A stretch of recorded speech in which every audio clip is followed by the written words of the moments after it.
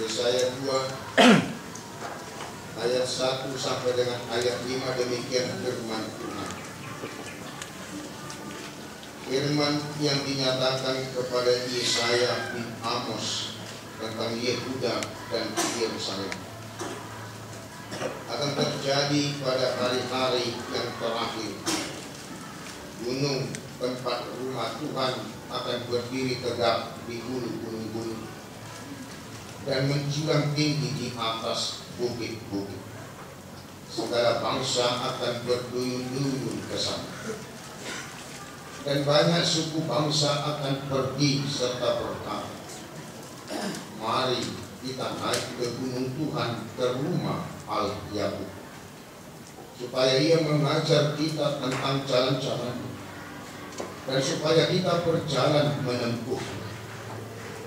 Sebab dari Sion akan keluar pengajaran, dan firman Tuhan dari Yerusalem. Ia akan menjadi hakim antara bangsa-bangsa, dan akan menjadi wasit bagi banyak suku bangsa. Maka mereka akan menyembah pedang-pedangnya menjadi mata baja, dan tombak-tombaknya menjadi pisau pemangkas. Bangsa tidak akan lagi mengangkat pedang terhadap bangsa, dan mereka tidak akan lagi belajar perang. Hai kaum keturunan Yakub, mari kita berjalan di dalam terang Tuhan. Kita patut bersyukur pada minggu pagi ini atas berkat kasih karunia Tuhan yang telah menghantar kita sampai pada minggu Advent yang pertama ini, yang sudah kita lalui ujung tahun gerejawi, peringatan bagi saudara-saudara kita yang telah meninggal pada minggu yang lalu, membangunkan kita, mengingatkan kita bahwa kita juga akan berlalu.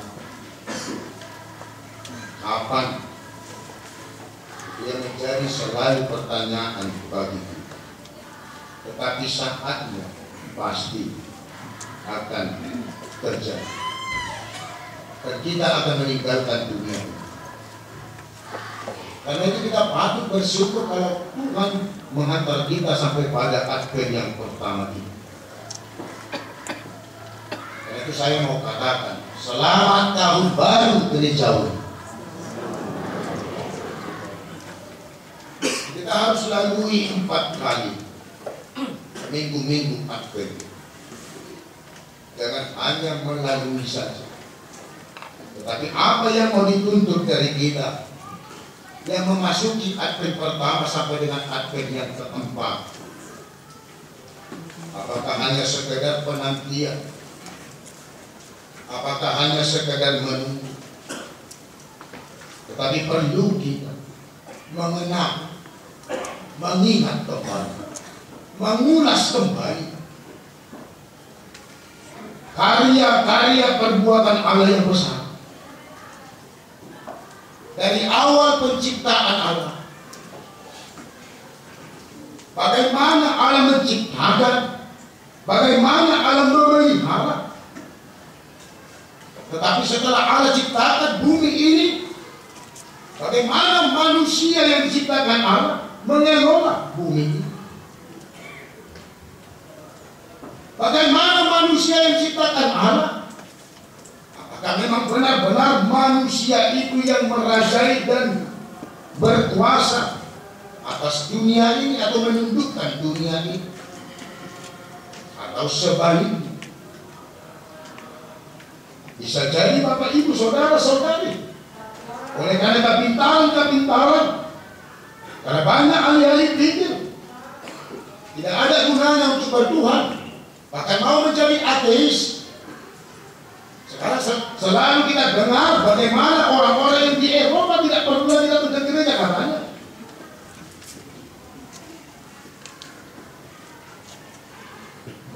Seolah-olah tidak perlu lagi Tuhan bagi dia. Seolah-olah dia yang memberikan hikmat kepintaran bagi dia. Maka mampu timbul kecongkakan memegahkan diri, untuk menyombongkan diri, untuk menunjukkan kekuasaan dan kekuatannya. Dan begitu juga bangsa-bangsa menganggap mereka adalah bangsa yang super power, yang adik kuasa. Maka selalu terjadi penindasan-penindasan dan perang. Seolah-olah kembali lagi seperti apa yang dikatakan dalam Ulangan pasal 19, mata ganti mata, gigi ganti gigi, atau kita katakan nyawa ganti nyawa. Seolah-olah itu yang selalu dilakukan oleh manusia untuk menyelesaikan segala persoalan. Kau buat yang jahat bagi saya pun akan buat yang jahat bagi. Berarti apa yang dilakukan oleh bangsa-bangsa ini? Apa yang dilakukan oleh umat manusia? Mampukah bangsa-bangsa ini, mampukah umat Kristen yang percaya kepada Yesus tetap bertahan? Bagaimana Allah telah menciptakan, bagaimana Allah telah memelihara ciptaannya? Bagaimana kasih Allah itu? Kegagalan bangsa-bangsa, kegagalan manusia yang diciptakan oleh Allah untuk hidup di dalam kedamaian, untuk hidup di dalam keadilan, untuk hidup di dalam kasih.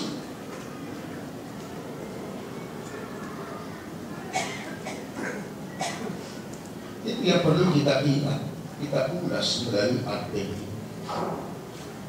Bahkan Allah menjanjikan suatu keselamatan, menjanjikan suatu pemulihan, menjanjikan suatu pembaharuan dalam kehidupan manusia, dalam kehidupan bangsa-bangsa, supaya bangsa-bangsa mengenal siapa Allah itu sebenarnya, supaya bangsa-bangsa mampu menyadari betapa bodohnya saya, semakin pintar saya mengandalkan kepintaran saya bisa memegangkan diri saya bisa menyombongkan diri saya oleh karena kekuatan saya, kehebatan saya, kepintaran saya, seolah-olah saya mengenal hanya diri saya sendiri, tidak mengenal ada Tuhan dalam kehidupan saya yang selalu bekerja, yang selalu menuntun, yang selalu memelihara hidup saya.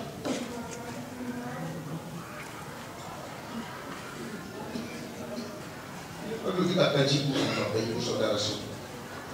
Pada satu saat pada masa betapa bodohnya saya menjadi ateis.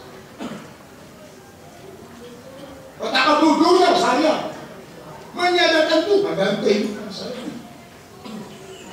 Betapa sia-sianya saya yang bergumul di tengah-tengah dunia ini, yang memasukkan, membanggakan, membesarkan dunia ini dalam kehidupan saya, bahkan dia memperkerdil Allah di dalam kehidupan saya.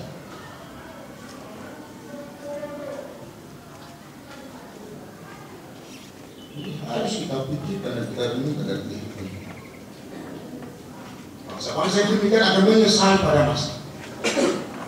Saban minggu kita Bapak Ibu Saudara-saudara selalu mengatakan dengan enak dan dengan hikmat pengakuan iman yang benar. Kita awali dengan aku percaya kepada Yesus Kristus, dan yang kita akhiri dengan kalimat dan dari sana akan datang kelak untuk bagaimana? Untuk menghakimi orang yang hidup dan yang dan dari sana akan datang kelak untuk menghakimi orang yang hidup dan yang ini harus menjadi jelas nyata dalam kehidupan kita. Tidak perlu kan? Dan bagaimana kita dalam Advent ini mengingat janji keselamatan dari Allah, karena gagalnya manusia, karena gagalnya bangsa-bangsa, karena gagalnya umat Allah untuk menciptakan, memberikan suatu situasi yang kondusif di dalam kedamaian dan keadilan. Saat ini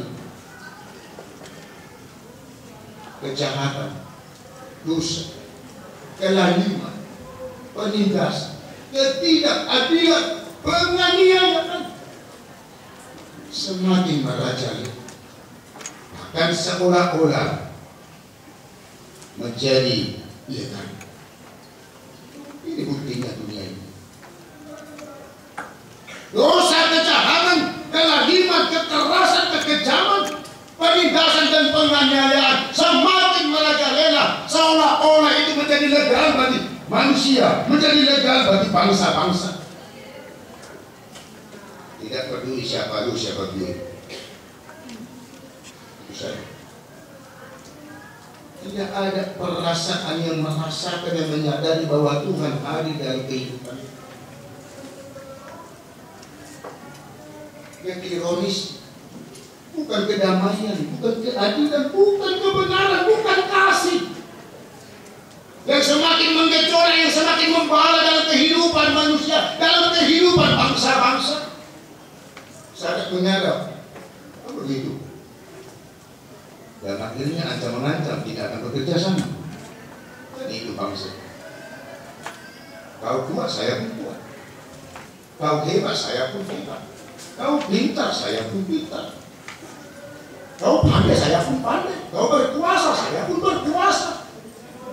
Segala-galanya oleh kan hanya persaingan. Tidak peduli lagi ada Tuhan, bahkan mau mengatakan tidak ada Tuhan, bahkan mampu menjadi orang-orang yang ateis, meninggalkan Tuhan. Tidak peduli lagi buat Tuhan. Karena perasaan yang demikian, Bapak Ibu, saudara-saudari, maka tidak mampu kedamaian, keadilan, kasih yang menjadi nyata dalam kehidupan dunia. Karena itu dalam minggu-minggu Advent ini, bagaimana aku menanti, bagaimana aku menyambut sampai pada eskatologis, sampai pada akhir zaman, sampai pada parousia, zaman ketibaan, saatnya, masanya, waktunya akan terjadi dalam kehidupan kita. Karena itu nas ini menjelaskan, membuka suatu bagian baru setelah nubuat tentang hukuman karena kejahatan manusia. Janji keselamatan adalah suatu janji yang sangat menggembirakan bagi umat atau bangsa karena berhubungan dengan masa depan. Janji yang menggembirakan karena berhubungan dengan masa depan. Janji yang mengandung harapan. Walaupun ketika bangsa itu, umat itu di dalam pembuangan, tetapi sudah dijanjikan suatu pemulihan, suatu pembaharuan, suatu penyembuhan. Beberapa kali Yerusalem dikejam dan Yesus sampai menangisi Yerusalem. Apakah ada di dalam hidup jemaat? Ada begini kan? Yerusalem, Yerusalem,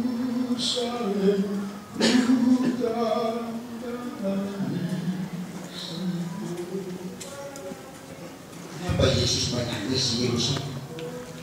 Tidak mampu mempertahankan Yerusalem itu sebagai kota damai. Tidak mampu umat Tuhan sendiri, tidak mampu Yehuda, tidak mampu mengisi Yerusalem. Hidup di dalam kedamaian, hidup di dalam keadilan, saling menunjukkan gigi, saling menunjukkan kekuatan, saling menunjukkan kekuasaan.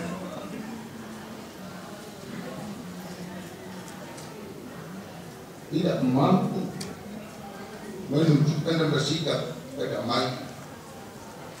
Karena itu harus kepada mereka. Beberapa kali Asur mengancam mereka.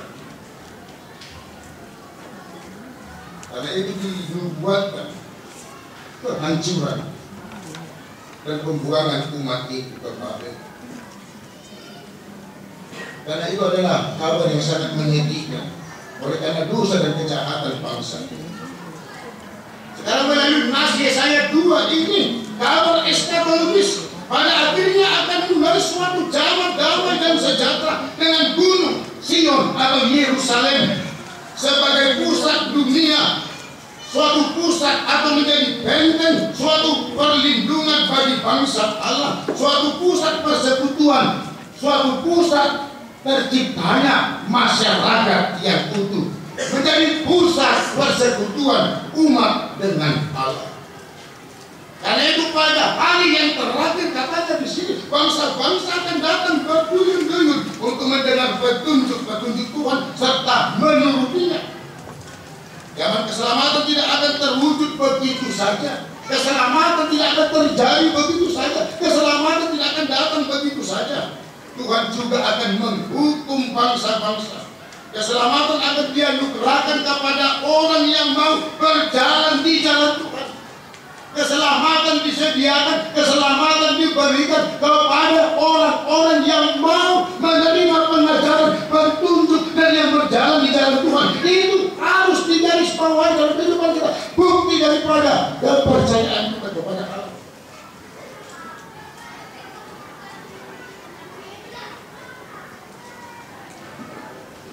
Kerajaan Allah didasarkan atas pengajaran dan firman Tuhan.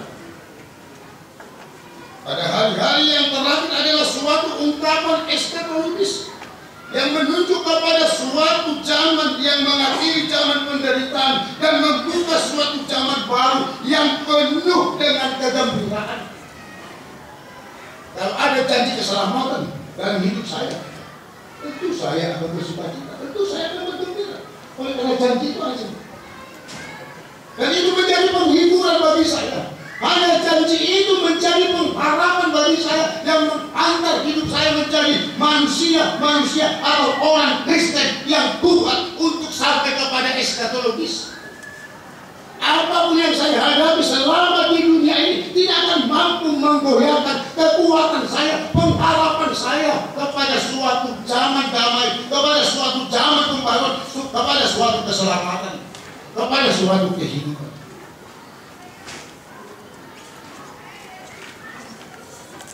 Berakhir zaman penderitaan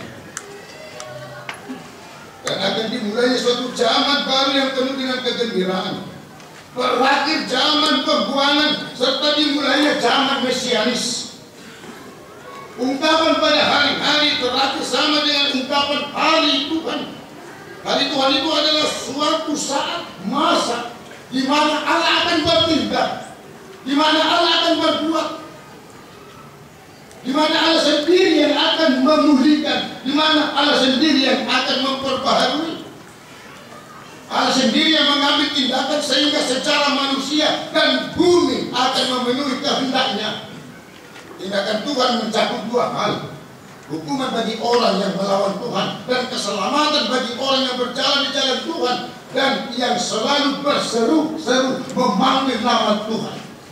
Kalau kita baca dalam Mazmur 50 ayat 15 apa dikatakan di sini? Juma'al, jubah, jangan putus asa, jangan fatalisme. Panggil aku berseru. Di saat kau susah, di saat kau menderita, panggil aku. Jangan putus asa. Karena bagi kehidupan orang-orang percaya tidak ada istilah fatalisme. Pada hari yang terakhir membuktikan berakhir zaman pembuangan, berakhir zaman kejahatan dan dosa. Penderitaan akan berakhir, keselamatan akan terjadi pada hari terakhir. Gunung rumah Tuhan adalah sebagian dari gunung Sion. Gunung ini akan berdiri tegak mengatasi gunung-gunung dan menjulang tinggi di atas bukit-bukit yang tidak akan goncang. Karena Gunung Sion sebagai pusat dari daerah sekitarnya. Bangsa-bangsa ribut, bangsa-bangsa goncang pun, bangsa-bangsa perang-perangan pun, tetapi bukit Tuhan tidak akan goncang. Sebenarnya bukit Sion ini bukan yang tertinggi, tetapi kenapa dikatakan itu tertinggi? Karena itu menjadi pusat. Karena itu mengatasi gunung-gunung yang ada. Karena di situ Allah bersemayam, karena di situ Allah hadir. Karena di situ Allah bersama dengan umatnya. Kita harus dapat merasakan bahwa di tempat ini pun Allah hadir di dalam bait sucinya. Bangsa-bangsa akan berduyun-duyun ke bukit Sion, ke bukit Allah, ke rumah Tuhan, dan juga banyak suku-suku bangsa. Ada panggilan, mari kita naik ke gunung Tuhan, ke rumah Allah Yakub. saling mengajak, saling arah-arahkan. Mari kita naik panggilan untuk berziarah. Itu adalah bukti bahwa setiap kehidupan manusia bergantung kepada Allah. Jangan sempatkan dalam kehidupan kita ini bergantung kepada diri kita sendiri, pikiran kita sendiri, dan kita miliki sendiri. Itu pertama. Pikirkan bahwa hidup kita ini akan bergantung kepada Allah, dan hanya oleh karena Allah, bukan untuk diri kita sendiri.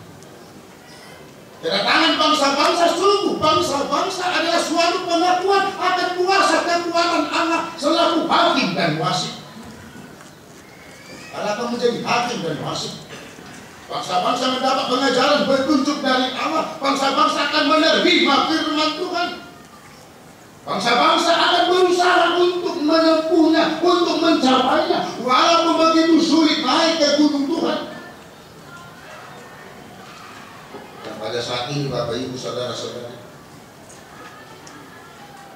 minggu akan datang kerajaan damai yang akan datang. Hari Tuhan akan merendahkan semua orang yang sombong dan yang memegahkan. Boleh jadi bangsa-bangsa atau manusia saling menyombongkan diri, memegahkan diri, saling menunjukkan kekuatan dan kekuasaannya, tetapi pada hari terakhir akan berubah dan akan berakhir, yaitu pada hari Tuhan. Bapak Ibu Saudara-saudari, jemaat minggu kami, kita telah datang untuk naik ke gunung Tuhan, rumah Tuhan tadi. Untuk tujuan apa? Untuk maksud apa? Untuk ngapain? Kerinduan apa? Dan harus menanggalkan apa? Sekarang dari rumah kita harus bangun dari jam 5 pagi. Saya juga harus meditasi, mempersiapkan renungan khotbah. Itu bisa saya sampaikan pada minggu pagi ini, supaya jemaat Tuhan minggu pagi naik ke gunung Tuhan dan rumah Tuhan ini untuk ngapain, tujuan apa, maksud apa, dan harus meninggalkan apa. Ada seorang ilmuwan yang sampai pernah dia mendapat Nobel. Dia sangat pintar, tapi dia sangat rajin ke gereja. Dia tidak pernah meninggalkan hidup persekutuan dengan Tuhan. Tapi seorang wartawan bertanya kepada dia, Bapak Profesor, Bapak seorang ilmuwan, tetapi Bapak setia dalam berkristenan. Setiap hari Minggu Bapak datang ke gereja. Apakah hal itu tidak bertentangan? Oh, gampang jawab. Ketika saya di gereja, saya tidak menganggap diri saya ilmuwan. Menganggap diri saya Kristen. Saya bukan ilmuwan datang ke gereja, tapi seorang Kristen. Tetapi setelah hari Senin sampai dengan hari Sabtu, saya menunjukkan diri saya adalah seorang ilmuwan, bukan seorang Kristen. Saya menunjukkan diri saya selaku profesor, selaku ahli pikir, bukan menunjukkan saya selaku orang Kristen. Itulah yang ngata Bapak Ibu Saudara-saudara. Hari Minggu kita angguna juru maka bayar wakainan. Pada Kamis pun maka bayar juga. Berkata ke gereja, wah seperti orang paling kudus. Paling kodar ke gereja, naik ke gunung Tuhan seperti orang kudus. Tapi setelah kembali dari gereja, wah gak tahu lagi saya. Apakah menjadi orang-orang benar kudus sampai Senin sampai Sabtu, kembali lagi kudus sampai hari Minggu. Gak tahu lagi, kita sendiri menilai, mengevaluasi Bapak Ibu Saudara-saudara. Kita harus saat ini bisa menanggalkan identitas kita. Siapa kita? Identitas kita di sini adalah Kristus. Identitas kita di sini adalah Kristen. Dan Senin sampai dengan Sabtu, identitas kita tetap Kristen. Walaupun kita ilmuwan, walaupun kita ahli pikir, walaupun kita pejabat, walaupun kita penguasa, walaupun kita orang tua, walaupun kita orang kaya, tapi tetap menghormati identitas itu selaku orang Kristen jangan terlalu. 6 hari kita jalani Senin sampai dengan Sabtu, tentu banyak yang kita hadapi, tentu banyak yang kita alami, bahkan membuat kita tidak dapat mengendalikan diri kita. Mungkin kita emosi marah, mungkin kita melakukan dosa, mungkin kita melanggar perintah Tuhan, mungkin kita membanggakan diri, mungkin kita lupa terhadap Tuhan selama Senin sampai dengan Sabtu. Mungkin kita menganggap diri kita hebat, mungkin menganggap diri kita berkuasa. Tapi pada hari ini Bapak Ibu Saudara-saudari datang naik ke gunung Tuhan. Sekarang harus jelas untuk apa ini? Tujuan apa? Arti apa? Supaya di sini kita mendapat pengajaran, petunjuk dan firman. Dan supaya dari sini kita menerima berkat Tuhan untuk Senin sampai dengan Sabtu, untuk menguatkan kita. Sebab dari sini akan keluar pengajaran dan petunjuk Tuhan. Sebab dari sini akan keluar firman Tuhan, firman yang telah menjadi manusia, firman yang telah menjadi logos. Sebab dari Sion akan keluar pengajaran dan firman Tuhan dari Yerusalem. Inilah kewibawaan, inilah kekuatan, dan inilah kekuasaan Allah. Bukan kekuasaan dan kewibawaan bangsa-bangsa atau manusia. Kalau dikatakan dari Sion akan keluar, dari Yerusalem akan keluar. Tidak ada lagi bangsa-bangsa yang membanggakan diri, menegakkan diri atau menyombongkan. Karena puji Tuhan dalam arti rohani adalah bagaimana kita menerima pengajaran dan petunjuk serta firman Tuhan supaya kita dapat bergaul kepada sesama manusia. Bagaimana kita dapat menghargai kelemahan, kekurangan dan kelebihan seseorang. Kalau saya mampu menghargai Bapak Ibu Saudara-saudara dalam kelemahan dan kelebihan, saya manusia. Ini yang ditunjukkan bangsa-bangsa. Kami kan super power, kami kan bangsa yang berkuasa. Dia Uni Soviet. Bagaimana? Dia bangsa-bangsa yang lain. Pada masanya, pada saat waktunya akan hancur. Semua akan menyesal, semua akan menyadari bahwa Yerusalemlah rupanya sumber daripada firman Tuhan. Yerusalemlah rupanya sumber dari kedamaian, sumber daripada sukacita kebahagiaan dalam kehidupan ini.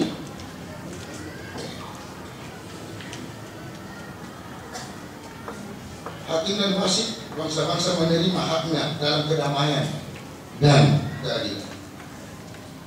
Hakim yang berhak memutuskan perkara konflik dan ketegangan di antara bangsa-bangsa.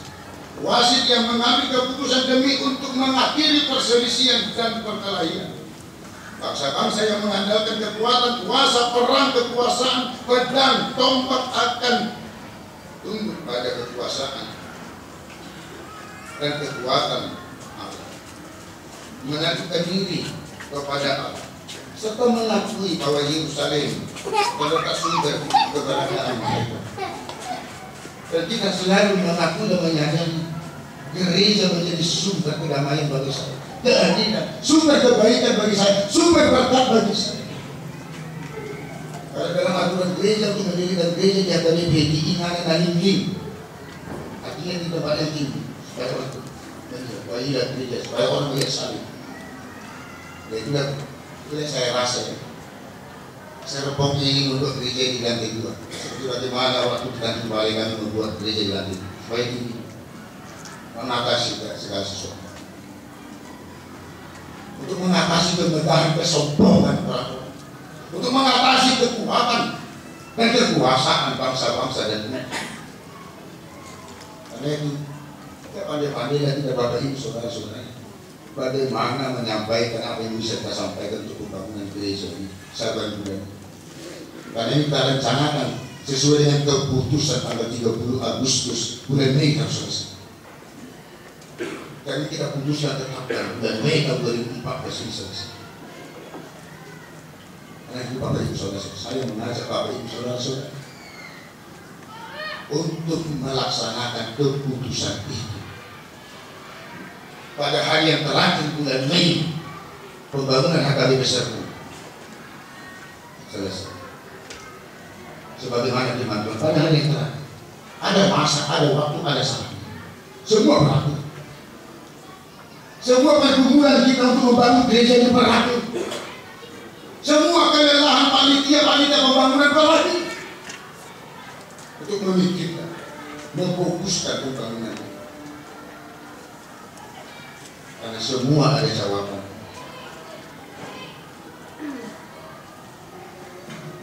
Perang tidak ada lagi. Yang ada kedamaian, keadilan. Pedang diganti menjadi mata bajak. Tombak diganti menjadi pisau pemangkas, menjadi alat-alat pertanian.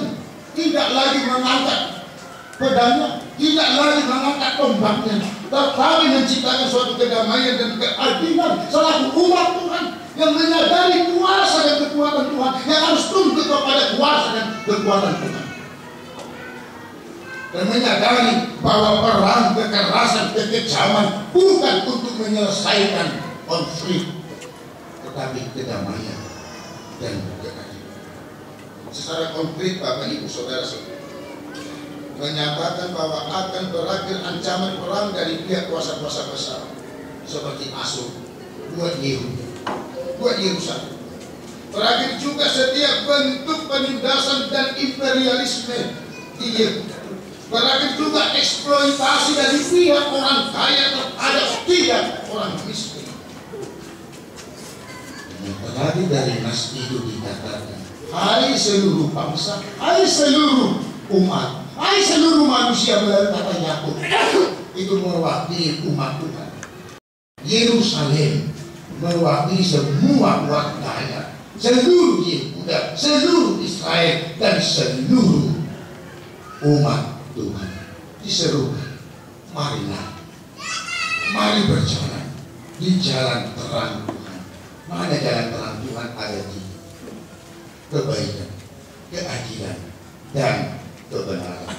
Baca ini dalam Efesus 5 ayat 9. Inilah gunung.